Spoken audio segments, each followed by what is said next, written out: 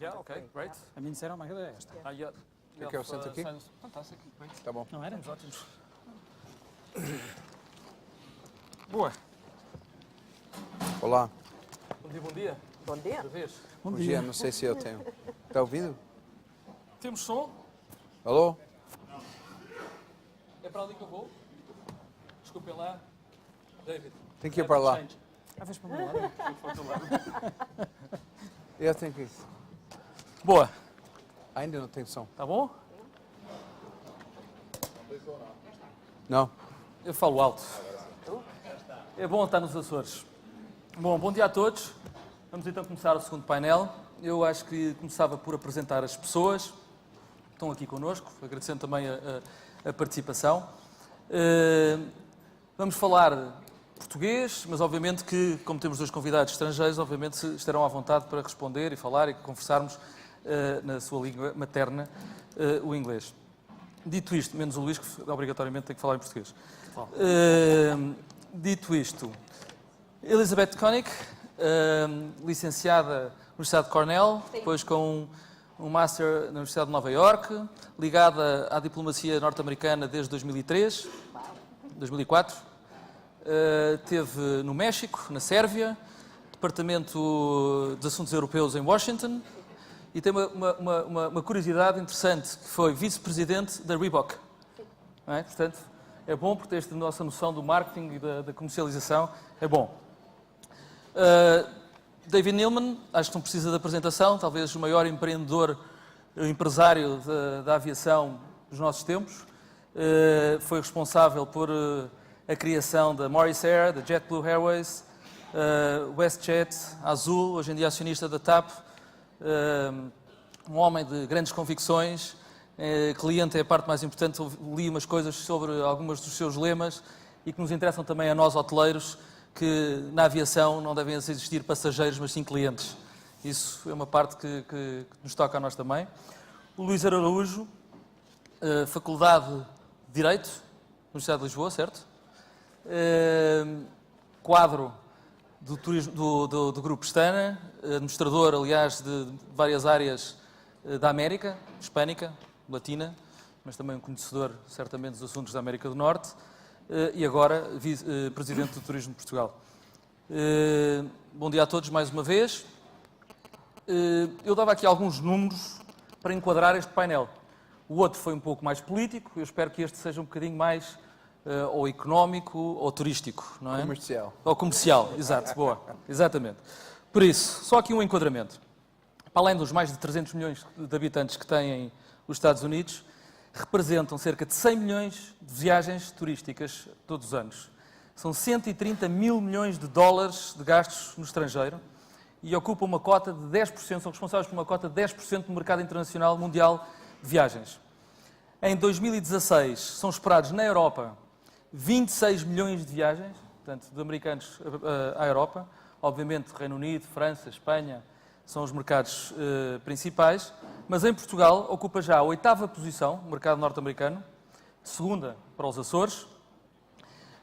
É atualmente o mercado que mais cresce em Portugal, dos principais, não é, do top 10. Procura essencialmente, ou especialmente Lisboa, com 56%. Ficam alojados em hotelaria, isto é importante, 85% dos americanos que viajam a Portugal viajam e escolhem hotelaria. E já agora também tem o gasto per capita mais elevado de todos os mercados, o mercado americano, os turistas norte-americanos, e viajam, isto é um dado importante também, na sua maioria com a TAP. Mais de 50%. Bom, eu começava talvez com a Elizabeth, perguntando, se não entender, eu falo devagar, não é? Que é, ou seja, falamos um pouco sobre a política, os resultados das eleições norte-americanas, as consequências, as dúvidas, mas há aqui algumas certezas. E a certeza é do potencial do mercado americano, da economia que continua a crescer, da vontade que o turista tem de sair, de conhecer novos destinos, que contradiz um pouco também com outros números, que é 45% ao contrário, 55% dos norte-americanos não têm passaporte, só 45% é que têm. Como é que vê, para lançamento deste nosso conversa, como é que vê os Estados Unidos em termos, enquanto mercado emissor de turistas nos próximos tempos aqui, nomeadamente para Portugal. Okay.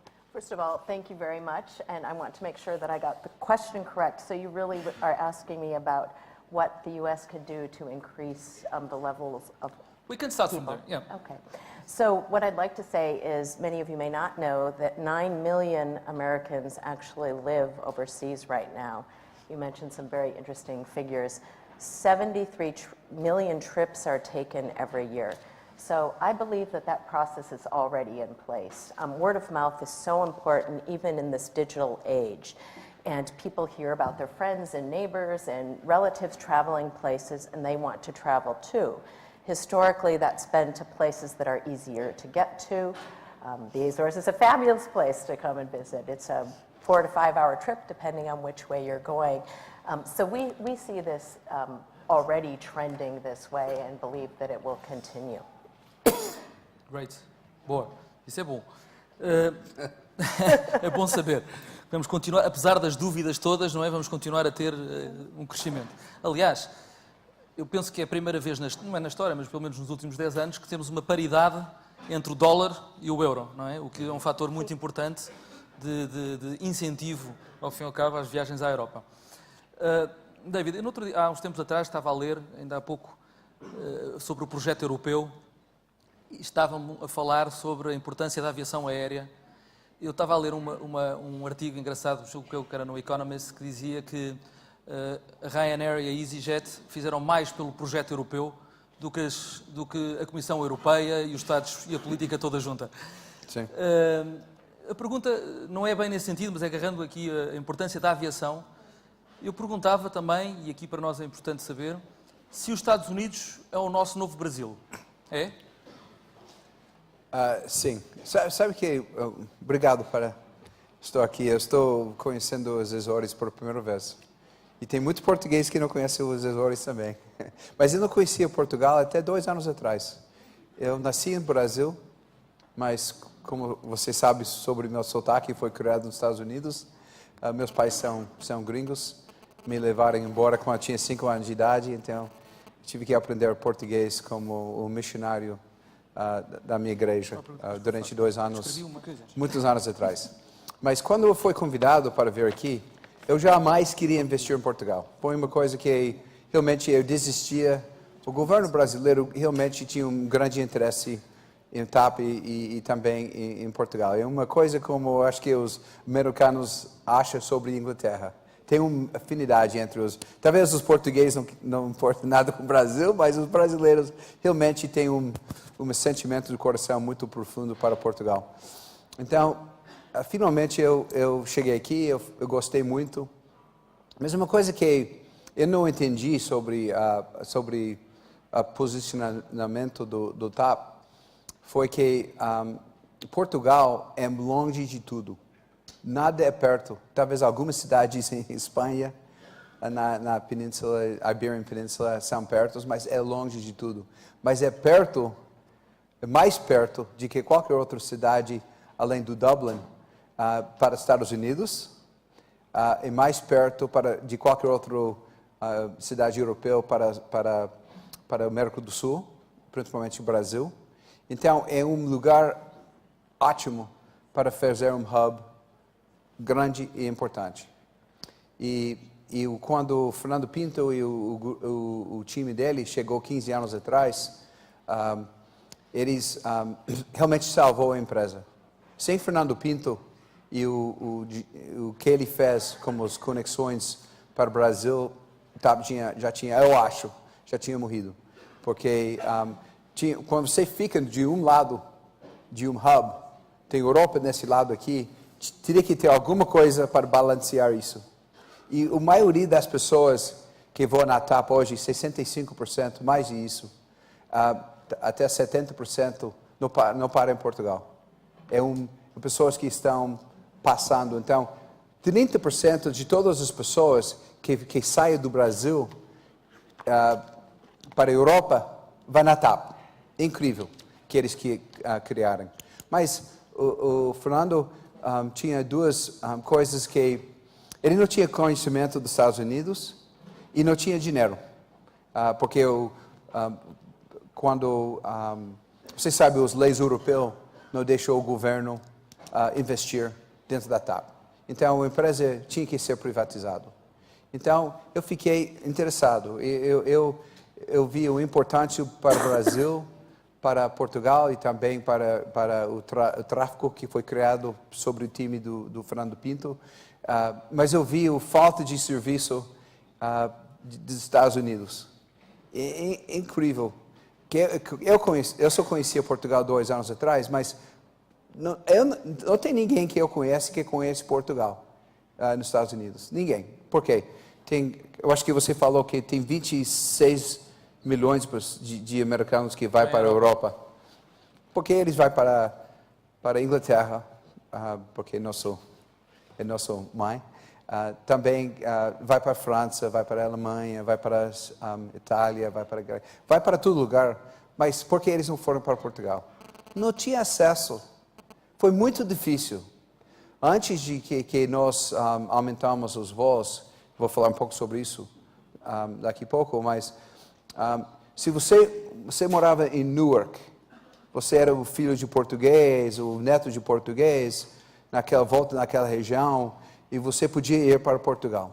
Então, esse foi muita gente, os viajantes foram portugueses, foi descendentes dos portugueses que viajavam. Mas então, foi 7 dias por semana para Lisboa e 2 vezes para o Porto.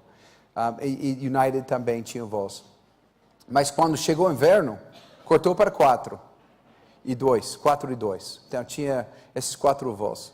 E também Miami começou mais tarde com 4 voos por semana durante o inverno. Então, se você queria ir para Portugal, tinha 8 para Lisboa e 2 para o Porto. Só isso. E United cortou também. E eu acho que o American tinha alguns voos diretos de Filadélfia. Poucos voos. Então, o acesso para Portugal foi péssimo. E também, nosso acordo com o United não foi muito bom. Nosso acordo com o TAP tinha com o United. Então, United tinha quase exclusividade e alguns voos de American, os caras que cobram muito, para levar pessoas para Portugal. Então, o acesso foi horrível. Mas agora, a mudança começou agora. Esse é o primeiro inverno. Que é diferente sobre esse inverno e o inverno passado? Inverno passado, como eu falei, temos esses 8 voos para Lisboa, 2 para Porto. Esse é 10. Nós temos agora 25 por semana. 25. Então, é 3 vezes mais voos que nós temos esse inverno do que o inverno passado. Impressionante. É uma coisa. Então, você anda pelo Uber em Lisboa e pergunta por que os americanos usam mais Uber do que os europeus.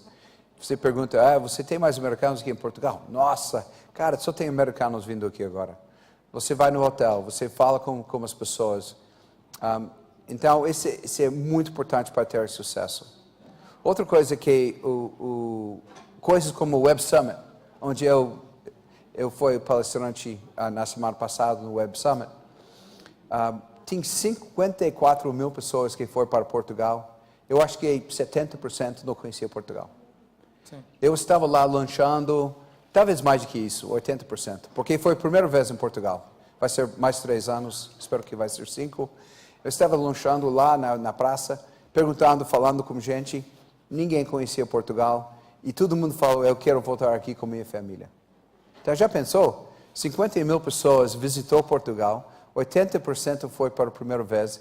E a maioria deles, talvez 80, 90% deles saíram pensando, eu quero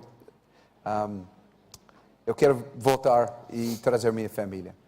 Eu estava em Toulouse, Toulouse é o Airbus, o sede do Airbus, pegando o novo aeronave para Azul, e estava falando como vice-presidente do Airbus, e eles falaram, puxa, por primeira vez tivemos uma reunião em Lisboa semana passada, eu não sabia que era tão perto, era tão bom, agora a gente quer ir lá sempre.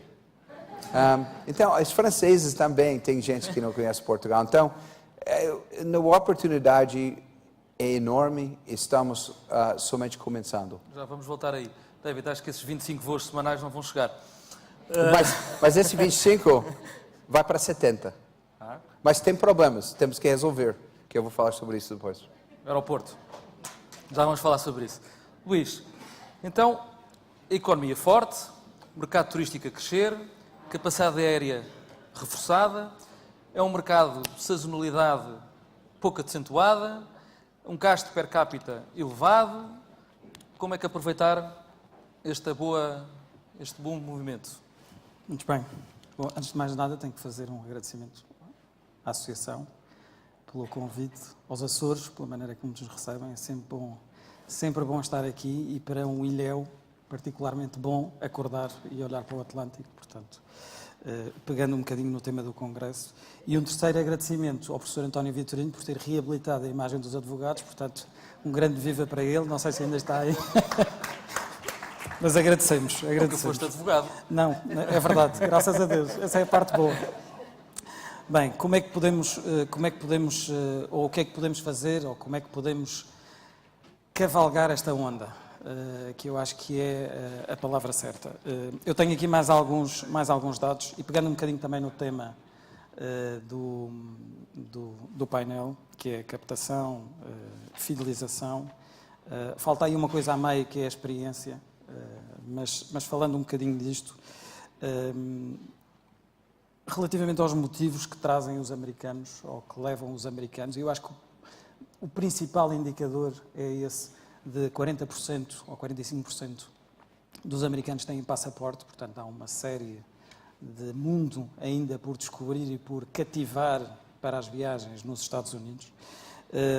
Em relação aos motivos, nós temos como 81% sightseeing, 76% shopping, e depois 40% os small towns, o dining e o historic places. Portanto, eu acho, Turismo Portugal, obviamente há um trabalho grande a fazer, estão reunidas todas as condições para captar este mercado e para estimular este mercado a vir para Portugal. Há bocadinho, quando o Nicolau Santos perguntava se os turistas vêm porque há voos, de facto vêm porque há voos, mas também só há voos porque houve um papel de promoção do país grande, porque houve um posicionamento do ponto de vista de captação de rotas que permita distribuir para o resto do mundo e porque há, de facto, condições hoje para receber turistas como não havia antes. O que é que nós podemos fazer? Eu acho que o país hoje tem um posicionamento de abertura e de inclusão que é cada vez mais valorizado. E o debate que vimos antes pôs isso claramente em questão. Falou-nos de um mundo dividido, de um mundo de conflitos, de atritos. Nós somos o 5º país mais pacífico do mundo. Temos condições para receber qualquer pessoa, em qualquer situação, de qualquer nacionalidade, e eu acho que isto é o que tem que ser valorizado, principalmente dentro dos Estados Unidos. Nós lançámos este ano o programa All for All, Tourism All for All, e de facto é isto que eu acho que deve ser feito. Deve ser estimulada a presença de Portugal em diferentes meios nos Estados Unidos, tentar trazer as pessoas e posicionar-nos nestes segmentos específicos, no segmento de MICE, já agora só mais um dado. Eu acho que é à volta de 15% das viagens internacionais que é exclusivamente business e MICE. Portanto, há 85% que são só a lazer.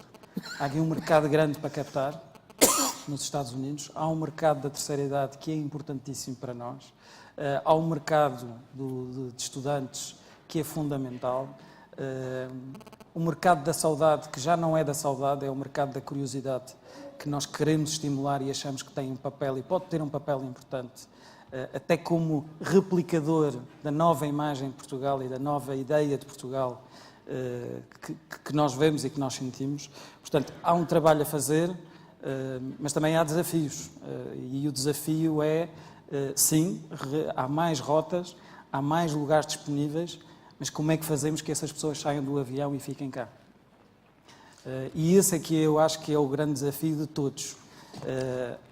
Há trabalho feito, o stopover no qual nós participamos, e acho que participamos todos, é um passo muito importante, mas pensar que, salvo erro, só 1/3 das pessoas, ou do total de capacidade aérea, é que fica em Portugal, há aqui um caminho também para fazer entre todos. Então, agarrando aqui a Elizabeth, esta é a versão ou a visão portuguesa, não é? Temos tudo, estamos bem, temos boa oferta, somos simpáticos, somos seguros. Qual é a visão americana, de uma americana em Portugal, para contrabalançar esta nossa visão portuguesa, dizer, olha, venham os americanos, estamos preparados. Porquê é que não temos mais americanos e o que é que nos falta fazer? Qual é a sua visão como americana? Well, I think part of it that my gentlemen on each of the side have talked about is this idea of how do you know about this place, how do you get here, and then how do you have the services that people expect. I would say, and David, you can contradict me, you're an expert in this, or add another view, is that for many Americans who are traveling for the first time, because we've now focused on this 40% who have passports, so if you're talking about how do we reach that other 60% or grow that number, people are looking for ease. And part of the conversations I've had with Ambassador Sherman and visitors to the Azores in particular are people that have bought packages. And I think that's a very important entry point because the price is right. It's easy for them because they have a hotel or a place they're staying. Some meals are provided. And this is an opportunity for people to first have an experience who may not have. So yes, Portugal is competing with a lot of other places. But for those people that are traveling on the other side 5 or 6 times a year, there's also a market niche for them because they want something new and different. So someone had said to me a couple of weeks ago, what's so great, and I'm focusing on the Azores because I know it well and adore it, is that what we have here, just if we take São Miguel, is so many different niches. Now, obviously, with the increase in tourism, there are a lot more opportunities, but even the hotels and accommodations starting cover a lot of different markets, from that entry level student to the high-end adventurer travel. So how do we expand that so that you have something for everyone, but particularly perhaps focused on the entry market of people that might not have traditionally thought of Portugal or the Azores as the first place they might travel? Boa, thanks. David, agarrando aqui um pouco nesta ideia, com o aumento da capacidade aérea nesta rota do Atlântico Norte com a TAP, de facto vai fazer a diferença, já está a fazer a diferença. Como é que liga, porque isto é uma oportunidade que nós todos nos questionamos, quer dizer, temos mais capacidade aérea de Boston, Nova York, JFK, Newark, Miami, como é que isto liga depois com uma rede capilar fortíssima da JetBlue, também para todos os Estados Unidos, podendo trazer turistas que nunca pensaram em vir a Portugal alguma vez? Sim. E duas coisas. Eu falei que o nosso acordo com o United não foi tão bom. Agora é melhor, porque eles, concorrência faz isso. Quando nós fizemos acordo com o JetBlue, em JFK e Boston, agora eles abaixaram nossos custos lá em Newark também. Então, nós temos agora, semana passada, quando eu estava voltando de Portugal no voo da JFK, a pessoa em frente de mim estava fazendo conexão para Washington e eu, de meu lado, estava fazendo conexão para Los Angeles. Então, a bordo daquela aeronave, tinha gente que estava fazendo conexão. Isso é importante. Mas também, a gente vai aumentar nossos voos, que é uma coisa que... A melhor coisa que aconteceu para as Azores e para Portugal é o 321 Neo. Esse é o novo aeronave do Airbus. É a melhor coisa que tem. Por quê? Porque essa é uma aeronave que tem custos por viagem baixo, muito mais baixo do que um wide body.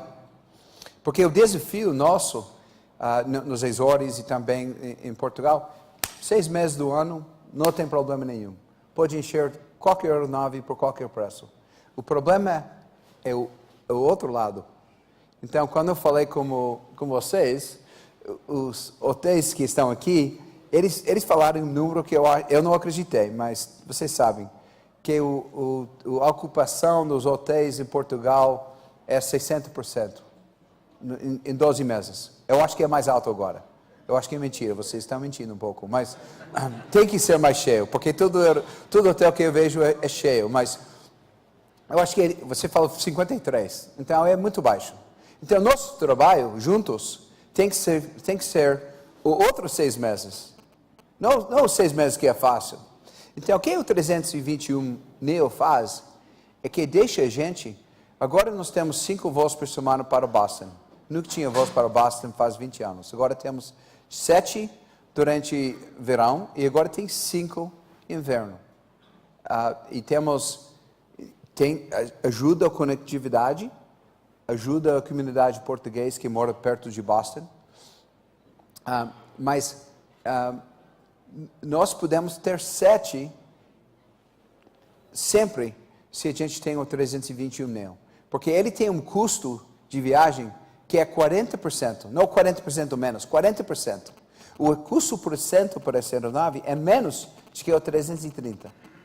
Então a gente pode abrir, não somente ter mais voos para Boston, mais voos para JFK, mais voos para Newark e Miami, mas podemos abrir Washington, Toronto, Montreal, Chicago. Chicago é um pouco longe para essa aeronave. Mais Providence, também Hartford. A cidade onde você mora em Hartford e você quer ir para a Europa, então deixe com nós. Você pode ir para Portugal, pode ir para o resto, 45 cidades na Europa. Então, essa aeronave vai mudar tudo. E isso porque a gente vai para... Hoje nós temos 40 voos. Quando tinha crise no Brasil, antes da crise no Brasil, tinha 84 voos por semana para o Brasil, de Lisboa. Caiu agora para 70. Esse número para os Estados Unidos tem que ser pelo menos 70. Eu acho que pode ir até 84. Esse é somente, para ser 70, temos que ir 10 destinos onde tem voos diários. E com Canadá e Estados Unidos, eu acho que isso vai ser fácil. Meu maior, e também, e como esse é como os Azores. Eu acho que quando você tem esses voos, tem alguns que pode parar aqui e que pode continuar. Podemos. Porque o custo de viagem é menos. Eu estava fazendo esse cálculo ontem à noite, depois eu cheguei em Boston, que é muito perto, é 2.000 milhas, 2.100 milhas daqui. Um voo de 5,5 ou 4,5 horas. Mas uma aeronave da JetBlue pode fazer a bate e volta em 11 horas. Então, ele sai de lá às 8 horas da noite, ele pode voltar às 7 da manhã. Então, é um pedacinho de uma aeronave que dorme lá, que a gente pode convencer eles para fazer um bate e volta. Então, eu acho que é uma coisa que é possível. Eu vou falar como o CEO da JetBlue pensando sobre isso. Eu acho uma coisa que seria interessante. Porque eles têm voos que fazem isso em Nova York, que vai para meia-noite, você vai para... tem nosso voo indo para Lisboa, mas tem voos para Porto Rico, 3 cidades no Porto Rico, 5 cidades na República Dominicana. Então, eles fazem isso já. Então, eu acho que seria uma coisa interessante. Não, agora, minha maior preocupação, que eu estou muito, muito preocupado, muito, muito, muito. E todos vocês nessa sala têm que ser preocupados sobre isso também. E vocês têm que começar a mobilizar com vocês que fazem o turismo, é que o aeroporto de Lisboa está virando um grande problema. Um grande problema. Porque na semana, no ano que vem, a gente queria lançar novo serviço para 2 cidades norte-americanas e mais 6 cidades na Europa. E nós juntamos nossa Somália, entramos no aeroporto, falamos, queremos fazer tudo isso, queremos mais 8 aeronaves que a gente quer botar. E eles falaram, não tem mais espaço no aeroporto, não pode ter mais nada. Para um país que tem 80% dos viajantes, o turismo, as pessoas que visitam, 80% tem que ir para o avião e tem um aeroporto que já está fechado, esse é um grande problema. Tem que ficar em cima da lista de todos os políticos, de todo mundo da indústria, para resolver esse problema logo. Porque o que o ANA está querendo fazer agora é tirar uma pista. Só tem 2 pistas assim, em Lisboa, e eles querem tirar uma. Então o país vai ficar com uma pista não país, mas essa região. Claro que temos o Porto, tem o Algarve, mas isso a gente não pode fazer. E, além disso, Ana tem um acordo, quando o aeroporto foi privatizado, ele tem direito de aumentar nossos custos por passageiro. Não total, por passageiro, o mais viajante que tem no aeroporto, ele pode aumentar os nossos custos. Então, ao de aumentar os nossos custos 20 vezes, e nós não estamos vendo, está falando daqui 3 anos, talvez, vai ter um aeroporto de Montejo. Então, isso é uma coisa que a gente tem que focar muito. Eu já falei com o ministro Marques muito sobre isso, o Humberto Pedroso e eu fui visitar ele, falamos sobre isso. Tem 15 milhões de euros que eles precisam pagar para um novo sistema de navegação, de tráfego aéreo, que a gente gasta muito mais do que isso, todo ano em atrasos, cancelamentos e tudo, porque as operações por hora de nosso aeroporto estão embaixo dos aeroportos como o Gatwick e os outros aeroportos que têm só uma pista. Então, esse tem que ser aprovado. Tem que ser aprovado porque para implementar demora 2 anos. Mas tem que ser implementado agora para que pode ser pronto daqui 2 anos. Outra coisa que tem Força Aérea, tem os políticos, tem Ana, todo mundo tem que ficar na sala e tem que trabalhar para abrir mais Montejo, não esse verão, mas o próximo verão. Tem que ser aberto. David, Então, temos que trabalhar por isso. Só agarrar aqui a pergunta. E é fácil expurgar do aeroporto de Lisboa, em teoria, as low costs para Montijo? Ou seja, os direitos adquiridos, a força que tem negocial, é viável? Não, eu acho que, apesar Viável de tem que ser. dizendo Viável hoje... tem que ser. Não, se eles não querem ir lá, talvez a gente vá lá. Mas, não, é fácil para dizer, não vou. Tudo bem, então não vai crescer. Se quer crescer, vai para lá. Então, eu acho que essa coisa, o open market, o mercado aberto resolve isso. Claro. Mas tem que, não somente tem que abrir o aeroporto, mas tem que redesenhar também o espaço, porque os aeroportos são muito próximos. Eu acho que é um bom aeroporto para os low cost também, porque é muito próximo de Lisboa, muito mais próximo do que os outros aeroportos que a Ryanair voa. Então, eu acho que se eles querem crescer, como a gente quer crescer, a gente tem que usar o outro aeroporto. Então, a gente tem que focar nisso. Não pode demorar nem um dia de não pensar isso, porque se você já tem 60%, vai ter mais 11 hotéis em Lisboa, eu vi ontem, e você já tem disponibilidade, 80% das pessoas vêm pelo avião e o aeroporto está fechado, vocês são fritos, caras.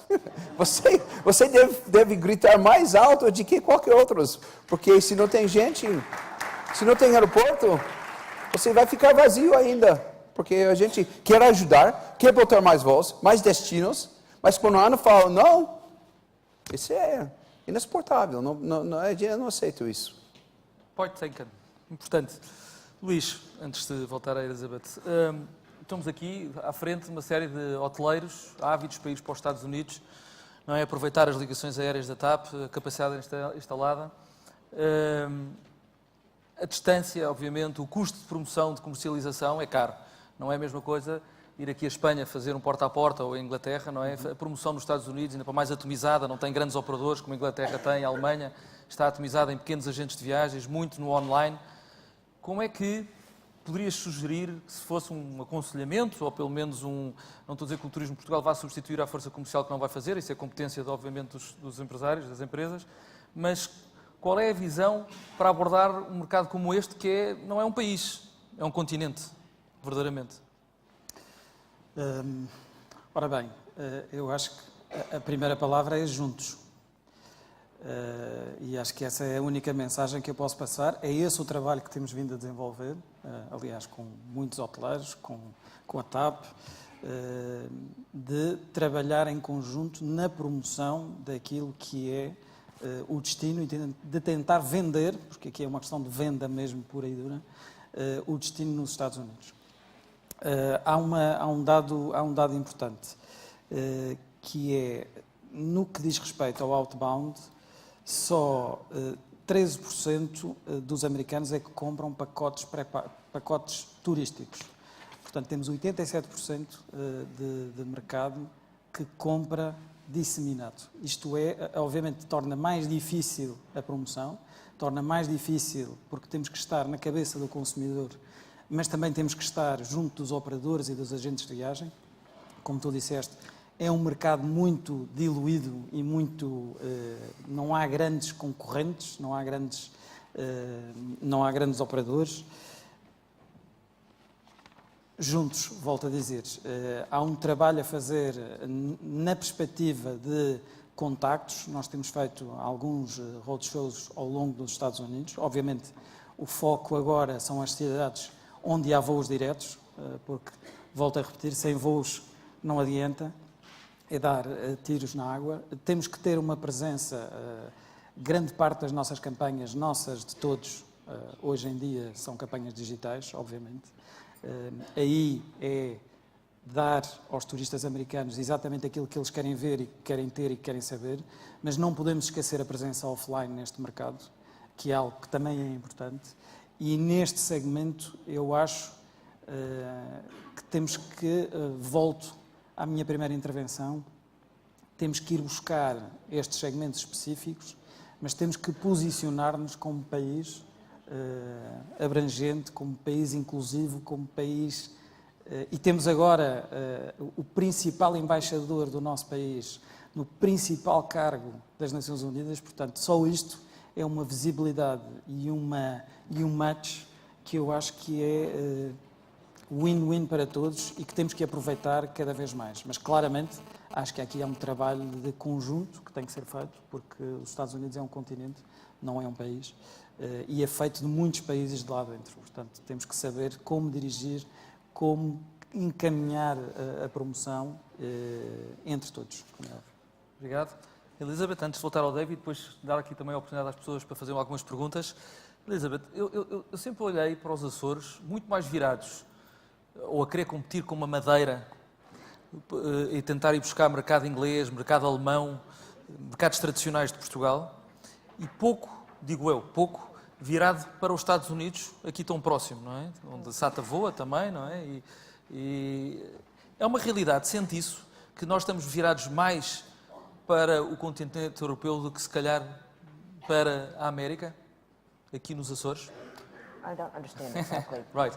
No, do you think the Azores lives very much on promotion and marketing, orientated to Europe, to the traditional markets like Germany and England? Okay, thank you. Do you think there's a missed opportunity here, not looking for the US? I would disagree with that statement. Right. I think the Azores, in what I've seen in the 15 months that I've been here, is doing a remarkable job of promoting itself to the United States. And I would, well, it's the truth. I would even go so far as to say that the Azores has focused historically on the Azorean populations along the northeast coast, but is doing a much better job and has made real inroads into the market, new markets, and people that traditionally don't have ties to the Azores. I think that one of the things that SEDEA does, the developmental group here, is marketing the products. And I think that Portugal in general has all of these wonderful resources and sometimes isn't marketing them quite as aggressively, if I may use the word aggressive, as they could be. So I see all these wonderful products. I eat some of the best tuna in the world, if not the best tuna in the world here in the Azores. We see all of these wonderful places that you can visit here in São Miguel and the other islands, Terceira, Faial. Pico, absolutely. Okay. We won't even argue about which is the most fabulous, because they all are. So, I would contradict and disagree with that statement. No, well, I would start an argument. I don't want to do that. So I would challenge that and say that's not the case at all. I think more can be done to market because it is such a fabulous place. It's all about, too, if I can be a contrarian, how do you manage the beauty and the resources so that they're not overcrowded? The capacity, I think what you just said, David, is so true about capacity. How do we manage this? How do we make sure we can do more? I think for all of you, though, this idea of working together as a group, the road shows are really successful. It's a great concept, a great marketing tool. Also, though, if we know that these issues exist, be it in transportation, what else can be done with the cruise ships that we see coming into ports every day? How can we partner with them to set up opportunities for them to stay overnight or have this additional experience, whether it's a day trip, whether it's a lunch out, whatever that particular tool is to help them explore the Azores and Portugal as well. I would also finally say that Portugal has one large hurdle, which is because you're still being discovered. Every element, every service that has to be provided has to be that much better than everywhere else, because you have to be top of mind that this is the place that everyone wants to come back to or tell mom and dad, brother, sister, best friend about to come and visit again. Era provocadora a questão.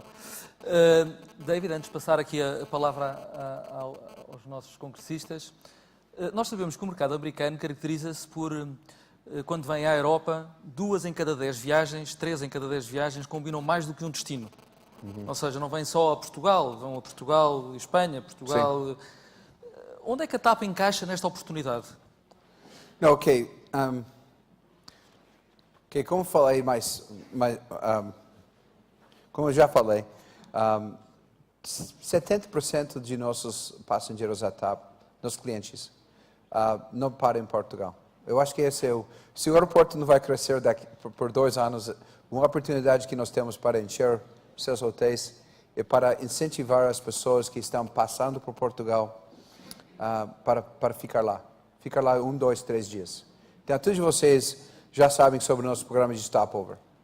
Eu faço minha própria pesquisa. Quando eu viajo, eu falo como tem voos que chegam do Brasil, que de todo lugar, eu estou perguntando às pessoas, onde está indo? Estou indo para Madrid, estou indo para Roma. Porque você conhece Portugal? Por que não parou aqui em Portugal por 1, 2, 3 dias? E a maioria não sabia que podia. Então, isso é a divulgação que nós temos que fazer juntos sobre o programa de stopover. Estamos no início disso. Já vendemos 30 mil pacotes, mas é nada, é zero. Tem muitos de vocês dividido por 360 dias por ano e todos os hotéis que você tem. Talvez nenhum de vocês estão sentindo a diferença ainda. Então, temos que ter mais de 100 mil por ano. Tem que ter mais de 100 mil pessoas, o mínimo, parando aqui em Portugal, porque é importante, nós pegamos o dinheiro deles, mas eles voltam. A maioria das pessoas que passam aqui querem voltar. Então, esse programa é bem importante. Então, essa é uma coisa que estamos tentando. Já foi votado o melhor stopover programa nos grandes revistas como Condé Nast Traveler e Travel Leisure dos Estados Unidos. Nós temos um aplicativo, vocês sabem sobre isso. Se você não sabe sobre o nosso programa de stopover, o Billy Martins não está fazendo o trabalho dele. Então temos o aplicativo, tem vinho, tem tudo isso. Estamos fazendo isso.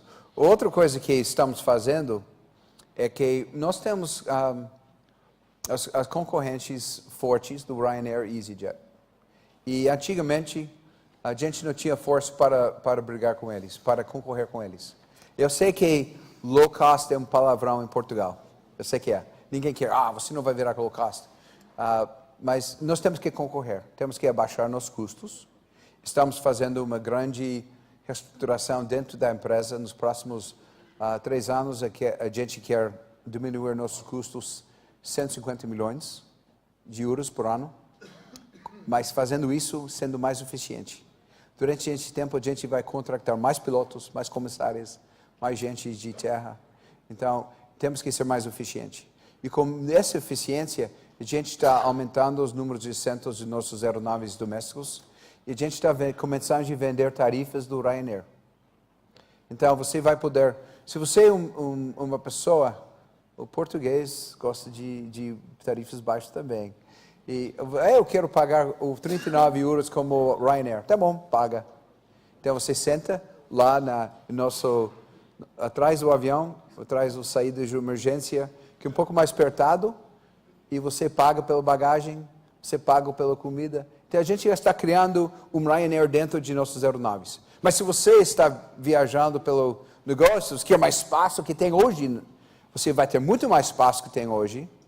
Você vai ter tudo de graça, tudo flexibilidade para mudar as coisas. Então esse é o mercado, esse é o mundo que onde nós moramos hoje. Nós não podemos colocar nossa cabeça na areia e dizer, nós temos ódio de low cost, nós não queremos ser low cost e morre. Porque TAP é importantíssimo para Portugal, não pode morrer. Tem que se fortalecer, tem que ter custos mais baixos, tem que ser mais competitivo com nossos concorrentes, tem que abrir novos mercados, tem que ter um produto melhor. Quando nós temos nossas aeronaves que estão chegando no ano que vem, novas aeronaves, vai ser a melhor frota que tem Europa. Mais novo, mais elegante. Vocês vão gostar muito. Deitado na frente, as pessoas atrás vai ter um serviço muito bom. Então, estamos fazendo nossa parte. Aliás, eu não sou pago pela TAP, mas é engraçado ver esta dicotomia que é um defensor, um lançador de low cost, que sabe muito desse mercado e dessa realidade. A verdade é que a TAP não vai ser low cost, vai ter também, mas tem uma parte da frente do avião que é do mais luxuoso que existe.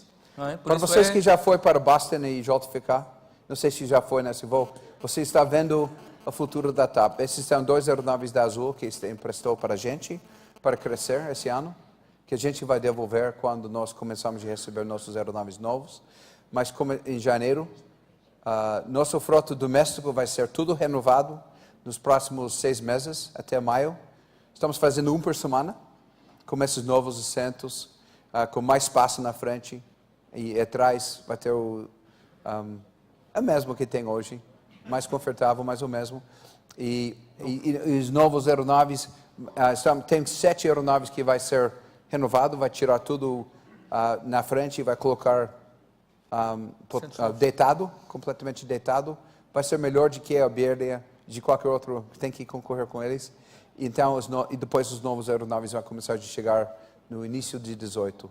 E a gente vai receber em 3 anos, já assinamos acordo com mais, mas a gente vai receber uns 12 esses aeronaves em 3 anos, mais isso.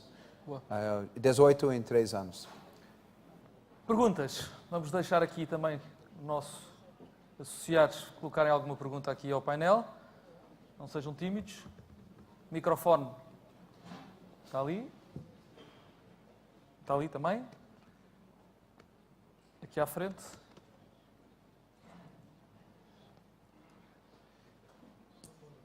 Eu falei sobre São Francisco. Também. A gente vai ter São Francisco também. Eu sei que tem parentes que moram lá. Muitos de vocês. Bom dia. Antes de mais, quero dar os parabéns à organização do Congresso e quero dizer que estou a gostar imenso deste painel. Ora, sou representante da Associação de Hotéis de Portugal no Algarve e faço parte do Conselho Geral. Ouvi falar muito nas ligações a Lisboa e o crescimento da própria TAP e todo este grande crescimento do turismo. E obviamente que me preocupa muito que principalmente o mercado americano, chegue também ao Algarve. E essa é uma preocupação muito grande. E sendo o Algarve uma região que representa quase, não sei se representa 50% do turismo nacional, era importante também não estarmos tão dependentes dos alemães, dos ingleses, dos espanhóis. E queria ouvir Traga gente que tem dinheiro mesmo. Em vez de o Ryanair, somente. Que não quer gastar. Obviamente que nós queríamos também usufruir um bocadinho desse crescimento. Mas é uma boa pergunta. Desculpe que não ter falado sobre a Algarve. A Algarve é um mercado muito importante para nós. Sabe que eu sei que tinham algumas... As pessoas são muito preocupadas sobre o Porto. O Porto é uma cidade importante para a TAP. Nós colocamos uma ponte aérea entre Lisboa e o Porto. Tivemos poucos problemas durante o verão sobre os voos, por causa do tráfego aéreo. Mas agora temos 17 voos por dia. Tem um voo toda hora. E eu queria voltar a mesma coisa em Algarve. As pessoas chegam lá e toda hora tem um voo para Algarve. O problema é que não tem vaga para fazer isso. Não tem espaço aéreo para fazer. Se nós tirarmos alguns low cost e eles querem ir para Montijo e abre mais espaço, eu quero aumentar os voos que nós temos para lá para 6, 8, 10 por dia. Porque eu acho que tem demanda por isso. Uma boa coisa para Algarve é muito mais próximo de que o Porto.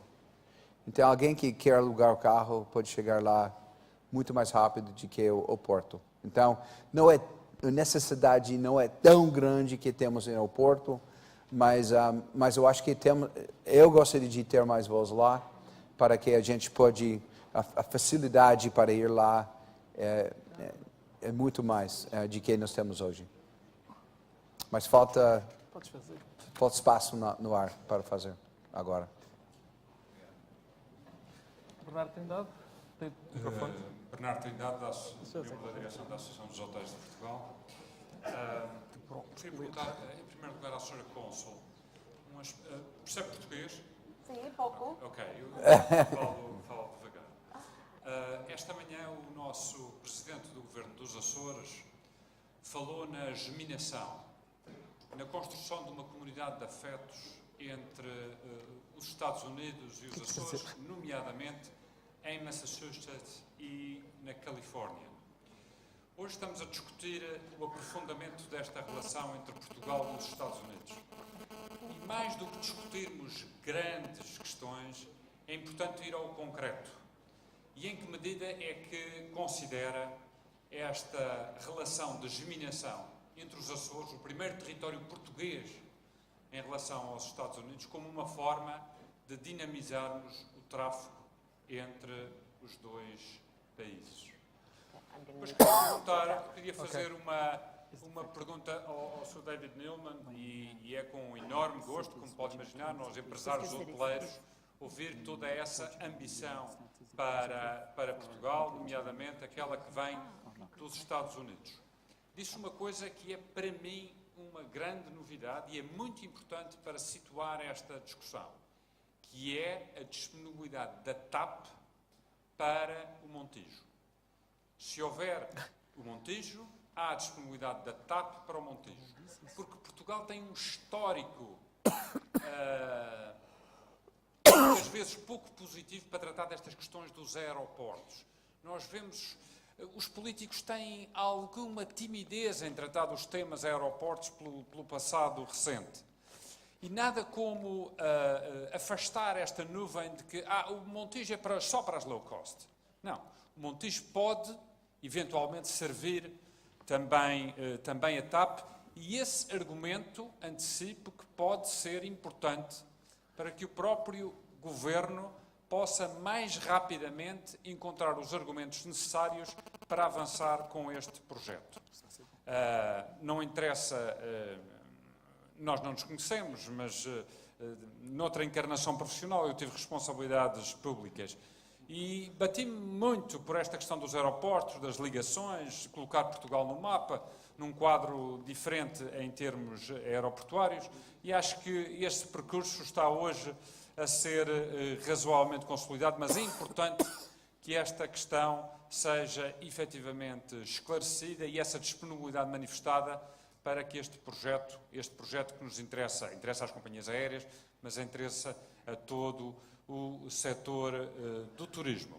E, finalmente, ao Dr. Luís Araújo, como servidor público, como Presidente da nossa Autoridade Turística Nacional, dizer-lhe que, para além das companhias aéreas, para além dos hoteleiros, é importante também que o Turismo de Portugal faça a sua parte no quadro dessa decisão, não só promovendo, não só fazendo todas as suas responsabilidades, mas sendo também um parceiro muito ativo nesta reivindicação que o David Neeleman tão bem reforçou nesta discussão, que é termos alternativas em termos de espaço aéreo, para que esta ambição que o Governo tem, que o Turismo de Portugal tem, de ter grandes números no futuro, beneficiando todo o setor, possam ter consagração agora no domínio das infraestruturas aeroportuárias.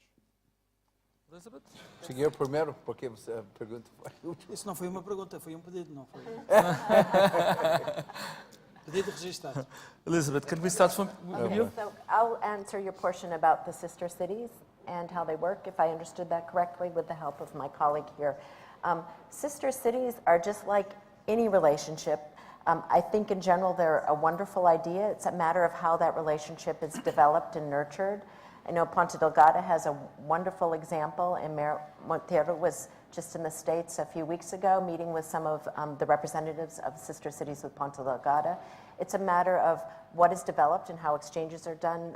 We strongly feel as the U.S. government this is a wonderful way to connect with other cities around the world, and even more can be done in developing those relationships. So it's not just about we have a plaque in each other's office that says that we're sister cities or connected cities. It's what are we doing then at that level to really develop that relationship.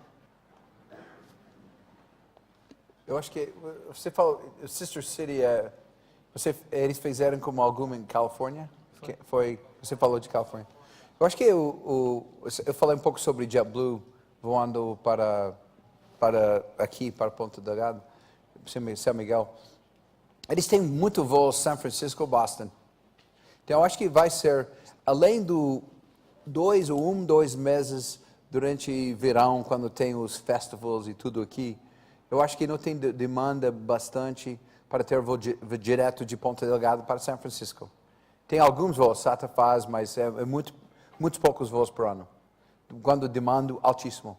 Mas o que é bom sobre os voos da Azul, JetBlue, é que eles têm voo São Francisco, Boston, e se eles pode ter um voo que continua, que vai de Boston, São Francisco para em Boston e vai para Ponta Delgada, uma possibilidade que seria bom e para fortalecer esse relacionamento que tem entre São Francisco. Eu acho que eu vi alguma coisa ontem, não sei se é verdade, mas a maioria das pessoas em São Francisco são de terceira e as pessoas daqui são mais do leste parte dos Estados Unidos. Então, tudo isso tem que ser discutido. Sobre Montijo e TAP. Já falei que 70% de nossos clientes faz conexão. Então, é mais difícil para nós para dividir nossa operação. Porque todos os nossos voos, porque como o tamanho do Portugal e o PIB do Portugal e a renda das pessoas que moram em Portugal, se fosse só os portugueses viajando, TAP não existiria. TAP existe porque é o posicionamento onde ele tem geograficamente. Tem muita sorte para estar lá. Isso porque Portugal dominava o mundo antigamente, porque estava próximo de todos esses continentes. Para nós dividir nossa operação seria muito difícil, porque não tem demanda ainda como as pessoas querendo visitar Portugal, não tem demanda se não tem gente no mesmo aeronave indo para os Estados Unidos, indo para Brasil e os outros lugares onde nós temos voos.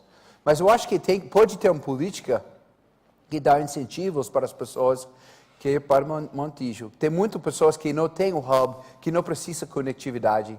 Se é um fim, não é somente os locais, como talvez Lufthansa, talvez os outros, onde é um spoke, é um Point to point? é um ponto point. Não ainda que é ponto point, mas como Lufthansa tem um hub em Frankfurt. Então eles estão levando pessoas para Portugal. Então eles não fazem conexão em Portugal. Eles fazem conexão em Frankfurt. Ou Iberia também. Então você pode dar bastante incentivo para as pessoas para ir para lá. E também que eu faria, se eu fosse o governo, se você tem uma voo que não voa durante o ano inteiro, como tem algumas empresas como de canadenses que vêm aqui durante o verão. Tá bom, vem em verão, vai para o nosso aeroporto de Montijo. A gente vai dar preferência para as pessoas que estão aqui voando 12 meses por ano. É somente justo. Então, a gente pode começar a criar políticas, talvez um pouco mais barato lá.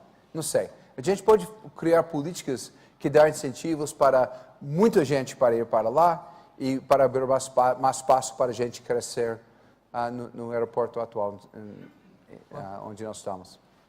Mais duas Respondeu a questões. pergunta?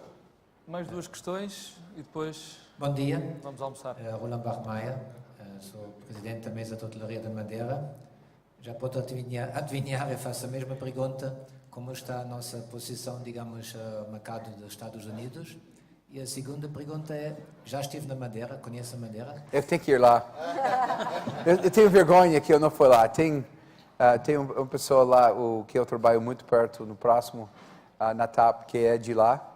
E ele sempre fala, eu tenho que ir lá, porque quando eu fui convidado para vir aqui, eu queria falar com vocês, mas eu queria também conhecer os Açores, porque tinha vergonha que nunca estava aqui. Então, cada vez que eu visito um lugar, eu aprendo alguma coisa. Então, eu tenho que ir lá. Mas Madeira é um lugar muito importante para a TAP. A gente já aumentou nossos voos lá, quer aumentar mais.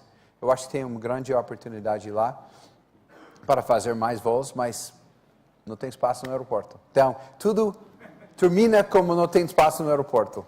Então, temos que resolver isso. Vocês têm que juntar e vamos resolver isso logo, amanhã. Última questão. Ontem, vamos resolver ontem. Mas eu vou conhecer, eu quero conhecer.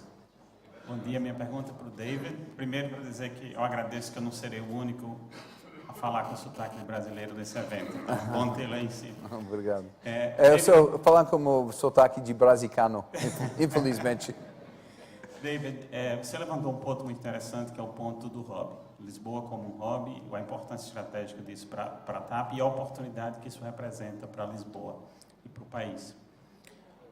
No passado, eu tive a oportunidade de trabalhar numa situação muito semelhante em Dubai. Isso há 10, 12 anos atrás, onde a Emirates estava crescendo e estava criando Dubai com essa estratégia de Dubai, o hub entre as Américas e a Ásia, como aproveitar isso para a hotelaria local. Vocês fizeram alguma pesquisa em relação a como eles conseguiram fazer isso? Ou existe alguma estratégia que possa ser tirada ou aprendida com o exemplo da Emirates, que possa ser aplicada no mercado português? Quando eu ia no Dubai, ou Abu Dhabi, ou Reykjavik, os outros lugares que tem stopover, e depois olho no Lisboa, o Porto, Algarve. Se nós não podemos criar um melhor programa de stopover, somos idiotas, realmente. Porque temos mais para trabalhar. Só falta o aeroporto, porque a experiência do aeroporto não é bom também, né? Você faz a transferência lá, metade do tempo está no pátio, está lá no ônibus, então tudo termina como aeroporto. Mas eu acho que a gente está no início, isso. Tem muito mais para fazer. Eu quero que uma grande porcentagem das pessoas que estão passando por Portugal fiquem em Portugal e gastem o dinheiro. Então, a gente vai olhando tudo que eles estão fazendo, mas já fomos votados o melhor no mundo. Então, isso é bom. Muita mais gente vai saber, mas a gente vai aprendendo e fazer o melhor possível. O cara que está tomando isso, como o Billy Martins, é muito bom. Ele está em cima de tudo isso. Perfeito. Obrigado. Meus senhores, tal como a pontualidade da TAP, são 13h, não é? Vamos nós almoçar. Então, agradecer ao painel, agradecer as perguntas e continuar o trabalho da parte da tarde. Obrigado.